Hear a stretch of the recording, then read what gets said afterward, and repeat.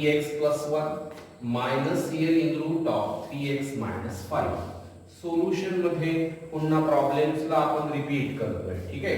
मग आता इथे बघा ना, डिनॉमिनेटरला टर्म प्रेझेंट आहे आणि या स्क्वेअर रूटच्या टर्म मध्ये आता या स्क्वेअर रूटच्या टर्म मध्ये आता इथे मेन ऑपरेशन साइन आलेलं आहे. म्हणजे सिंगल टर्म असते तर आपण त्याला वरती नेऊन कन्व्हर्शन केलं असतं, पण तसं नाही आहे. मग काय सांगतो आपण की स्क्वेअर रूटची टर्म कुठे प्रेझेंट, न्यूमरेटर आणि डिनॉमिनेटर. स्क्वेअर रूटची टर्म जर डिनॉमिनेटरला प्रेझेंट असेल तर आपण रॅशनलायझेशन करायचं आपल्याला डिनॉमिनेटरचं. बघा हे these are which nature rationalization of denominator. आता रॅशनलायझेशन म्हणजे काय बघा, ज्या टर्म मध्ये स्क्वेअर रूट प्रेझेंट आहे त्याच्या अपोजिट टर्मनी in root of 3x plus 1 minus in root of 3x minus 5, ज्या टर्म मध्ये स्क्वेअर रूट प्रेझेंट असेल त्याच्या अपोजिट टर्मनी त्याला मल्टिप्लाय आणि डिवाइड करणे. म्हणजे इथून कॉपी करायचं आणि पेस्ट करायचं, मायनस प्लस 3x plus 1 नंतर plus in root of 3x minus 5. ज्या टर्मनी मी मल्टिप्लाय करतो ना रे त्याच टर्मनी त्याला डिवाइड करायचं. ठीक आहे. these are dx. मग बघा ना आता काय म्हणता, रॅशनलायझेशन कोणाचं करताय, डिनॉमिनेटरचं. सॉल्विंग कोणाला, डिनॉमिनेटरला. Solving is nothing but treating रे a minus b a plus b a square minus b square in root of 3x plus 1 चा whole thing square in root of 3x minus 5 चा whole thing square. न्यूमरेटरची term as it is लिहायची बरं, 3x plus 1 minus in root of 3x minus 5 these are dx. मग I is equal to बघा ना, मग काय होईल आता, रूट x म्हटल्यानंतर कसं रे, 3x plus 1 चा रेस टू पॉवर 1/2 मायनस रे 3x minus 5 चा raise to power 1/2. We know that square आणि रूट गेट्स रे कॅन्सल. किती, 3x plus 1. इथे सुद्धा स्क्वेअर आणि रूट कॅन्सल, या मायनसनी आतमध्ये मल्टिप्लाय करायचं, minus 3x plus 5 dx. 3x cancel ना, मग बघा 1 plus 5 6 इंटिग्रेशनच्या बाहेर निघेल. किती येतं सांगा, 3x plus 1 चा पॉवर 1/2 प्लस रे 3x minus 5 चा पॉवर 1/2 dx. एक तर इंटिग्रेशनला सेपरेट केलं तरी चालेल, नाही तर डायरेक्ट इंटिग्रेट केलं तरी चालतं. बघूया. मग रे 1/6 ना, मग या टर्मला मी कॅपिटल X समजतो बरं. x चा पॉवर 1/2 म्हणजे 3x plus 1 चा पॉवर पुन्हा 1 ऍड करायचं 3/2.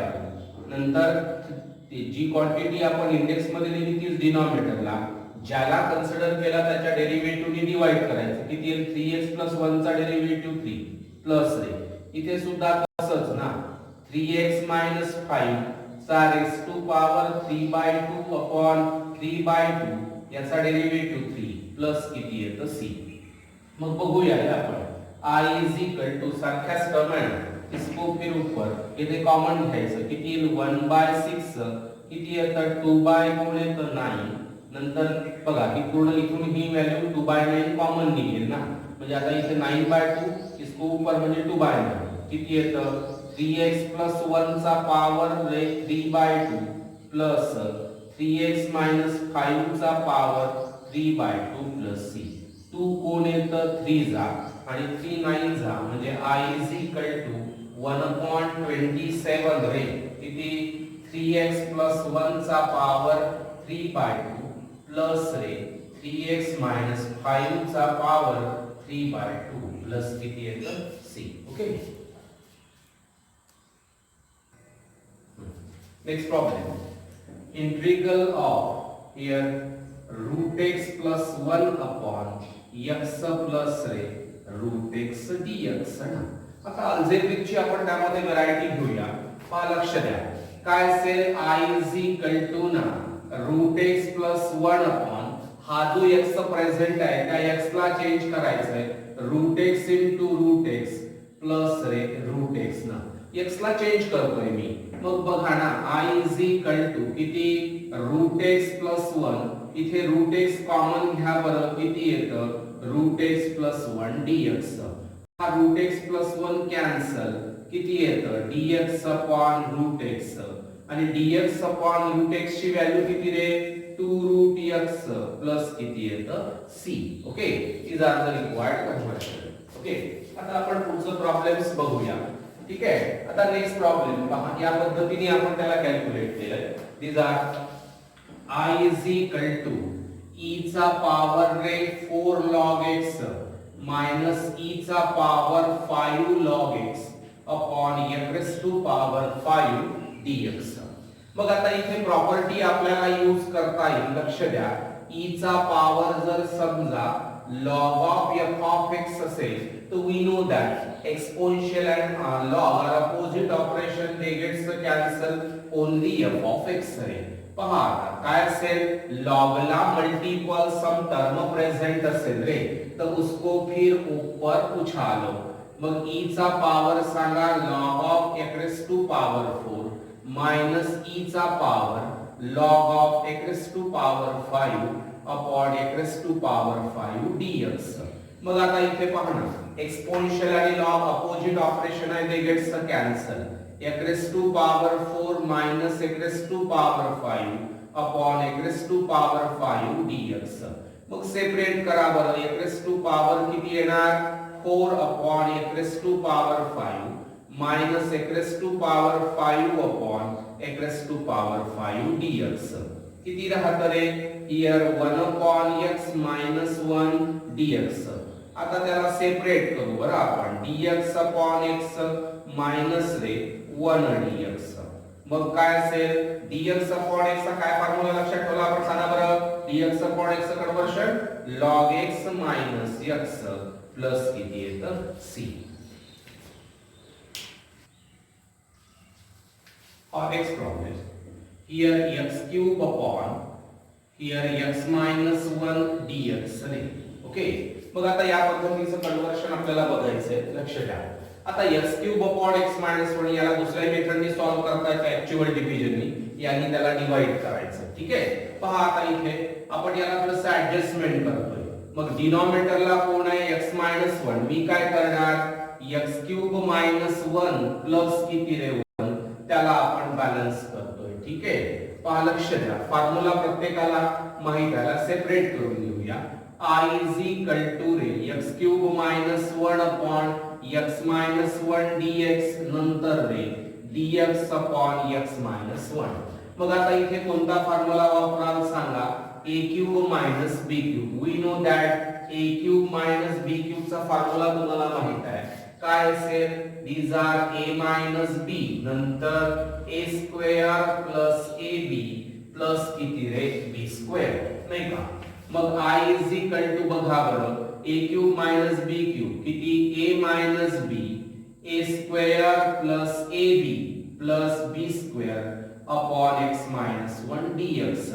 आता याचं इंटिग्रल तर मला इझिली माहित आहे. ज्याप्रमाणे dx upon x ला मी log x लिहितो त्याचप्रमाणे dx upon x minus 1 ला log of x minus 1 plus c. हा x minus 1 कॅन्सल, किती येतं x square plus x plus 1 dx plus ray log of x minus 1 plus c. आता याला एक तर सेपरेट करा नाही तर डायरेक्टली करता येतं ना. x स्क्वेअर चं इंटिग्रेशन कसं काढतो आपण, पॉवर मध्ये 1 ऍड करायचा आणि तितकीच क्वांटिटी डिनॉमिनेटरला लिहायची. x क्यूब अपॉन 3 प्लस रे किती येतं बघा x स्क्वेअर अपॉन 2 1 चं integration x plus ray log of x minus 1 plus किती येतं c. Okay, next problem. 3 चा पॉवर x minus 4 चा power x upon 5 raised to power x dx. मग आता या पद्धतीने कन्वर्शन. आता न्यूमरेटर मध्ये ऍडिशन किंवा सबट्रॅक्शन असेल तर डिनॉमिनेटरला मी सेपरेट करणार ना. मग कसं लिहिताय बघा, 3 raised to power x upon 5 raised to power x 4 raised to power x upon 5 raised to power x dx. We know that रे समजा a square upon b square असेल तर आपण त्याला a upon b चा होल 3 स्क्वेअर लिहिता येतं. मग आता इथे बघा ना, सेपरेट सुद्धा करतो. 3/5 चा पॉवर x dx मायनस 4/5 चा पॉवर x dx. आपल्याकडे a चा पॉवर x जे इंटिग्रेशन आहे तेच ना, फक्त आता इथे I is equal to बघा किती 3/5 चा पॉवर x अपॉन तिकडे लॉग आहे म्हणजे लॉग ऑफ कोण येईल 3/5 मायनस रे किती 4/5 चा पॉवर x अपॉन कोण येतं लॉग ऑफ 4/5 प्लस किती येतं c. ओके, या पद्धतीने हे कन्वर्शन करायचंय. Next problem integral of 2x - 7 रे upon in root of 3x minus किती येतं 2. आता लक्ष द्या की न्यूमरेटर आणि डिनॉमिनेटरला अल्जेब्रिक टर्म आलेली आहे. मग काय करायचं रे दीज आर न्यूमरेटर. लक्ष द्या numerator can be express in terms of here denominator. म्हणजे आता सोल्युशन मध्ये आपण असं म्हणणार की 2x - 7 can be express ray can be express किती आता इन टर्म्स ऑफ कोणाच्या टर्म मध्ये 3x - 2 च्या टर्म मध्ये त्याला एक्सप्रेस करूया. पहा लक्ष द्या ना आता इथे 2x - 7 आहे. आता इथे 2x - 7 ला आपल्याला 3x - 2 च्या फॉर्म मध्ये लिहायचं आहे. म्हणजे न्यूमरेटरची जी व्हॅल्यू आहे ती व्हॅल्यू डिनॉमिनेटरच्या फॉर्म मध्ये मी एक्सप्रेस करणार. बघा कोण आहे डिनॉमिनेटरला 3x - 2 पण आपली न्यूमरेटरची व्हॅल्यू डिस्टर्ब व्हायला नको बरं. मग इथे कोण यायला पाहिजे एक एक टर्म बॅलन्स करूया. 2x पाहिजे ना म्हणजे याला कितीने मल्टिप्लाय करावं लागेल 2/3. आता 2/3 ने जर मल्टिप्लाय केला 3 कॅन्सल किती आला 2x बॅलन्स झाला. मग आता कॉन्स्टंट कोण पाहिजे मला -7 म्हणजे याच्या टर्म मला ऍड किंवा सबट्रॅक्ट करावं लागेल. चला 2/3 ने याला मल्टिप्लाय करा बरं किती येतं -4/3. आता आपल्याला याच्यामध्ये अशी टर्म पाहिजे कोण मला -7 म्हणजे लास्ट आन्सर आहे माझं -7 म्हणजे इथे मला टर्म सबट्रॅक्ट करावं लागेल. आता एक लक्षात ठेवायचं की याचा डिनॉमिनेटर कधीच बदलत नाही म्हणजेच मग इथे किती 3 येणार रे. मग इथे 7 येण्यासाठी वरती कोणती व्हॅल्यू लागेल -21. 21 डिवाइडेड बाय 3 किती आला -7 म्हणजे निश्चितच मला जर 21 पाहिजे असेल तर इथे टर्म सबट्रॅक्ट करावा लागेल -17/3. या पद्धतीचं त्याचं बॅलन्सिंग करायचं. म्हणजे दुसरी सुद्धा कन्वर्शन तुम्हाला घेता येते. समजा इथे +5 असतं तर मग किती आलं असतं रे -4 किती येतं 3. समजा आपण असं कन्सिडर करू की +7 च्या जागी +5 आहे तर मग आता लास्ट आन्सर आलं असतं 5. मग इथे किती 3 इथे आता 5 येण्यासाठी वरती किती 15 म्हणजे आता कोणती टर्म ऍड करावी लागली असेल मला आता 15 येण्यासाठी इथे 19/3 ऍड करावं लागलं असतं. ठीक आहे तर या पद्धतीचं बॅलन्सिंग तुमच्या लक्षात आलं पाहिजे. म्हणजे कोणती व्हॅल्यू येणार -17/3. मग I इज इक्वल टू बघा किती हियर न्यूमरेटर एक्सप्रेस करतोय आपण डिनॉमिनेटरच्या फॉर्म मध्ये 2/3 3x - 2 -17/3. मग आता इन रूट ऑफ कोण येतं 3x - 2 कोण येतं dx.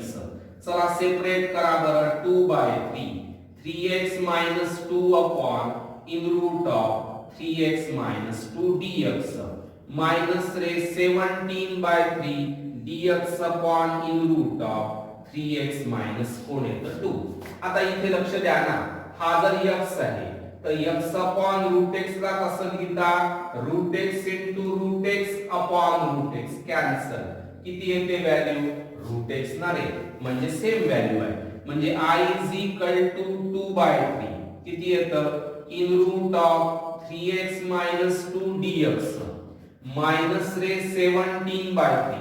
आता हा फॉर्म्युला माहित आहे बरं मला dx अपॉन रूट x चं इंटिग्रेशन काय लिहिता 2 रूट x रे 3x - 2. मग ज्याला कन्सिडर केला कोणाला या टर्मला ना त्याचा डेरिव्हेटिव्ह ने डिवाइड म्हणजे अपॉन 3 + c. मग आता याचं कन्वर्शन मला डायरेक्टली माहित नाहीये मग काय रे 3x - 2 चा पॉवर 1/2. आता इथे किती लिहिणार तुम्ही बघा 34/9 into in root of 3x minus 2 plus किती येतं c. आता याला इंटिग्रेट करा बरं 2/3 किती रे 3x minus 2 प्लस 1 ऍड करा 3/2 अपॉन कोण येतं 3/2. ज्याला कन्सिडर केला कोणाला 3x minus 2 ला त्याचा डेरिव्हेटिव्ह किती आला 3 नंतर मायनस 34/9 किती इन रूट ऑफ सांगा in root of 3x - 2 plus किती येतं c. ओके, मग आता इथे बघा ना किती येतं कन्वर्शन. आता हा 3 3 जा 9. आता इसको ऊपर म्हणजे रिमेनिंग टर्म सांगा कोणती व्हॅल्यू आहे 2/3. मग हा रे 2 बाय कोण येतं वरती जाईल ना तो आता 2 बाय कोण आलं 9.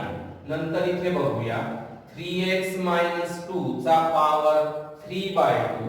ओके, नंतर -34/9 in root of 3x 2 plus किती येतं c. मग I इज इक्वल टू सांगा 4/27 3x 2 चा power 3/2 -34/9 in root of 3x 2 plus किती येतं c. या पद्धतीने त्याचं कन्वर्शन आपल्याला कॅल्क्युलेट करता येतं. आतापर्यंत आपण अल्जेब्रिक इंटिग्रेशनचे प्रॉब्लेम घेतले. आता आपण याच्यामध्ये प्रॉब्लेम्स घेऊया. दीज आर ट्रिग्नोमेट्रिक इंटिग्रेशनचे. ठीक आहे, पहा आता वन बाय वन स्टडी करतोय. तर ट्रिग्नोमेट्रिकचे बेसिक प्रॉब्लेम इथे आता वन बाय वन स्टार्ट करतोय मी. फर्स्ट प्रॉब्लेम इंटिग्रल ऑफ, लक्ष द्या रे, sin x upon cos square x dx. Solution मध्ये पुन्हा प्रॉब्लेमला रिपीट करायचं ना.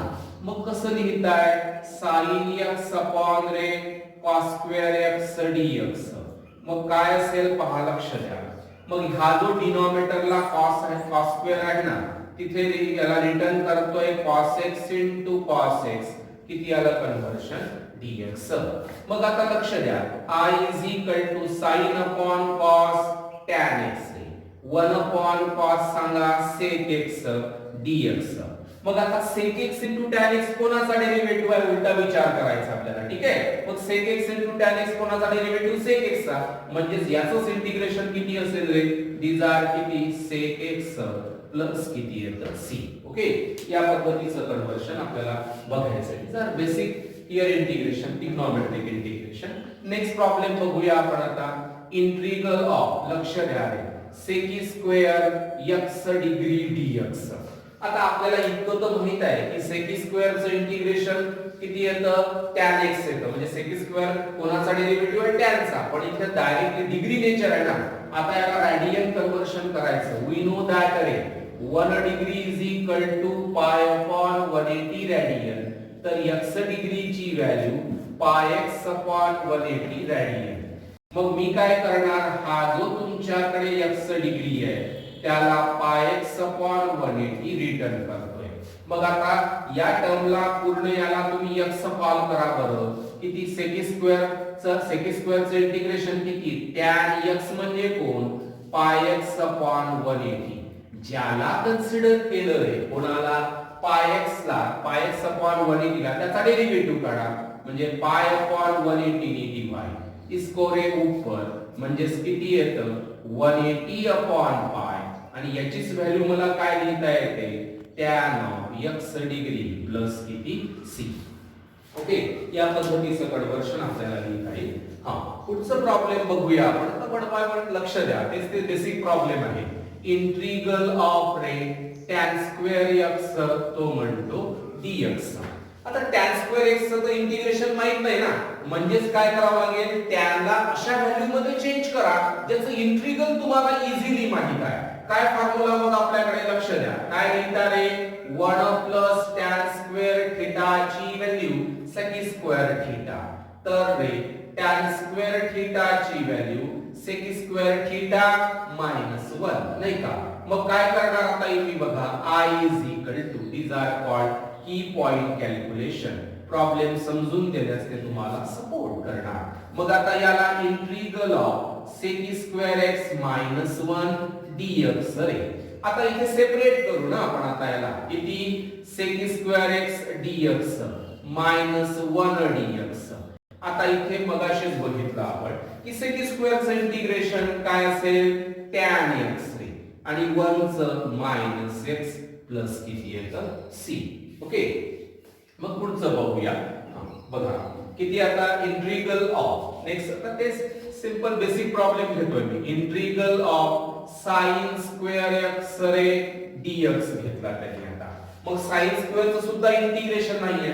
म्हणजेच मग sin स्क्वेअरला अशामध्ये कन्व्हर्ट करायचं की बघा आता इथे काय कन्वर्शन sin स्क्वेअर थीटाची value 1 minus cos 2 theta upon 2 न रे म्हणजेच मग समजा जर आता इथे sin स्क्वेअर ला कन्वर्ट करायचंय 1 मायनस cos 2 थीटा अपॉन 2 आणि इथे जर cos स्क्वेअर असेल तर मायनसचं काय होणार प्लस ओके पहा बरं integral of 1 minus cos 2x upon 2 dx अरे काय करता आता इथे बघा 1/2 कशी टर्म आहे कॉन्स्टंट त्याला बाहेर काढा 1 मायनस रे cos 2x dx मग आता 1/2 इंटिग्रल ला सेपरेट करा 1 dx minus integral of cos 2x dx रे पुन्हा 1/2 मग काय असेल पहा 1 चे इंटिग्रेशन किती घेतो आपण x रे मायनस आता cos कोणाचा डेरिव्हेटिव्ह आहे sin चा म्हणजे निश्चितच ते sin चं इंटिग्रेशन असेल ना मग टर्म कशी आहे कंपोजिट किती येईल सांगा sin 2x 2 प्लस किती येतं c या पद्धतीचं आता याच्यामध्येच पुन्हा मी थोडीशी व्हरायटी अजून त्यामध्ये मला चेंज करता येईल नाही का तर पुढची व्हरायटी बघा समजा इंटिग्रल ऑफ cos स्क्वेअर जर आपण 3x घेतलं म्हणजे मगाशी आपण sin स्क्वेअर घेतला आपण cos स्क्वेअर पहा बरं रे किती cos स्क्वेअर थीटा असेल तर मी लिहितो 1 cos 2 थीटा अपॉन 2 आता अँगल सिंगल असताना डबल होतोय ना मग कोणती व्हॅल्यू दिली आहे cos स्क्वेअर 3x याचा डबल सांगा 1 cos ऑफ 6x अपॉन 2 ना मग I इज इक्वल टू बघा किती लिहिणार या व्हॅल्यूला 1 रे cos ऑफ 6x अपॉन 2 पुन्हा ती प्रोसिजर आहे बरं कॉन्स्टंट असेल तर कॉन्स्टंटला बाहेर काढा 1/2 किती येणार 1 cos ऑफ 6x dx आता एक स्टेप मला कमी करता येईल ना आपल्याला माहित आहे की इंटिग्रल प्रत्येक टर्मवर ऑपरेट होते मग आता सेपरेट न करता मी डायरेक्ट करतोय 1 चं इंटिग्रेशन x रे मग आता cos चं इंटिग्रेशन सांगा sin कोण 6x ज्याला कन्सिडर केला त्याचा डेरिव्हेटिव्ह काढा अपॉन 6 त्याने डिवाइड करायचं प्लस किती येतं c ओके या पद्धतीने 1 बाय 1 त्याचं ट्रिग्नोमेट्रिक कन्वर्शन थोडी प्रॉब्लेमची मी व्हरायटी आता याच्यामध्ये चेंज करत